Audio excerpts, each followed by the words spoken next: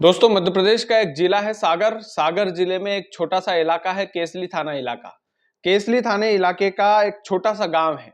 उस गांव का नाम है खमरिया गांव। खमरिया गांव में कुछ ऐसी घटना घटी है जिसकी चर्चा पूरे मध्य प्रदेश में हो रही है। दोस्तों, क्या आप इस बात की कल्पना कर सकते हैं कि कोई भी माँ अपनी ही 4 मासूम छोटी छोटी बेटियों की हत्या कर दे और बाद में हत्या करके खुद को फांसी लगाकर मौत के हवाले कर दे। दोस्तों, सुनने में बड़ा अजीब सा लगता है। कई सारे सवाल पुलिस के मन में भी है कि आखिरकार उस माँ ने ऐसा क्यों किया होगा, इसके पीछे की वजह क्या हो सकती है। दोस्तों, इस कहानी में हर पहलू से चर्चा करेंगे, लेकिन मैं सबसे पहले आप लोगों को वो दृश्य दिखाना चाहता हूँ। आंखें और कान बिल्कुल खुले रखिएगा, क्योंकि ये दृश्य आपको विचलित कर सकता है।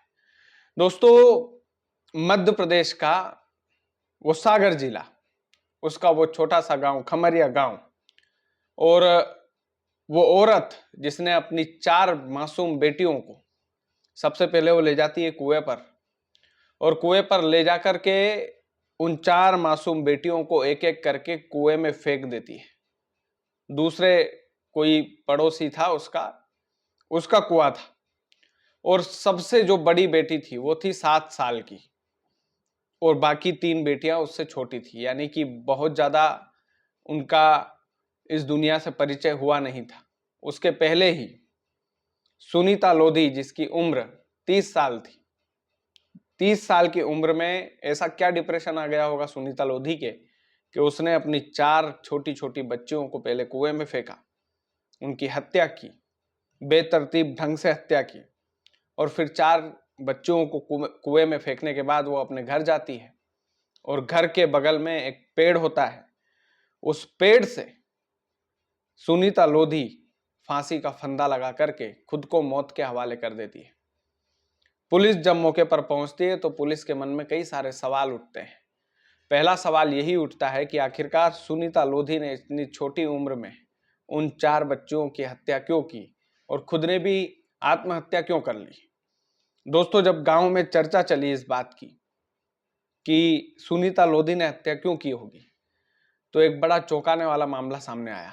हालांकि पुलिस ने अभी कंफर्मेशन इस बात का नहीं दिया है, लेकिन ज्यादातर लोग यही बात कर रहे हैं कि सुनीता लोधी का जो पति है वो पिछले कई दिनों से बाहर है, लगभग 11 महीनों से बाहर है। ऐसे में सुनीता लोधी जो है अपने बच्चों का लालन पोषण कैसे करे। वो खुद भी जो है वो अकेली पड़ गई थी।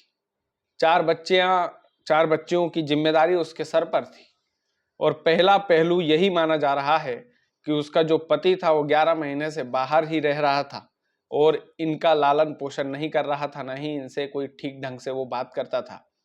इस वजह से सुनीता लोधी डिप्रेशन में आ गई, और डिप्रेशन में आने के बाद उसने का डिप्रेशन इसकी एक बड़ी वजह हो सकती है, इसी वजह से उसने फांसी लगाई और 4 बेटियों को भी पहले मौत के हवाले कर दिया।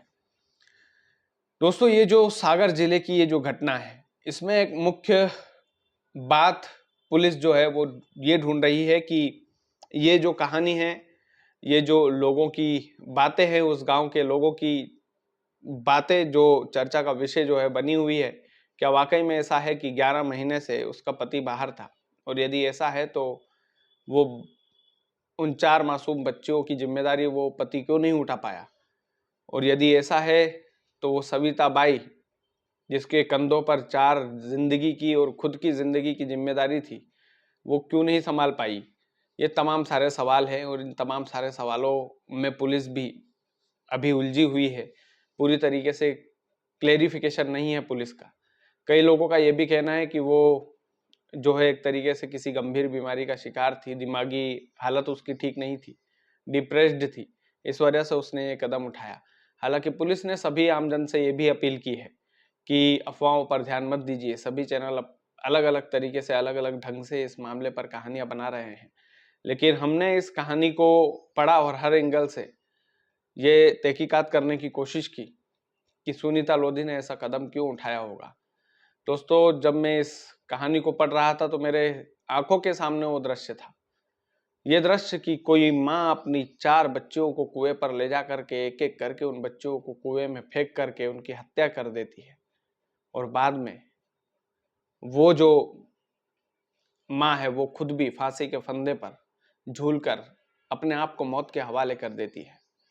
दुनिया कितनी छोटी है दोस्तों, और उस दुनिया में कितने दुख होते हैं। उस सविता से पूछिए जिसने अपनी 4 बच्चों को कुएं में फेंका, उस सविता के दिल पर क्या गुजरी होगी।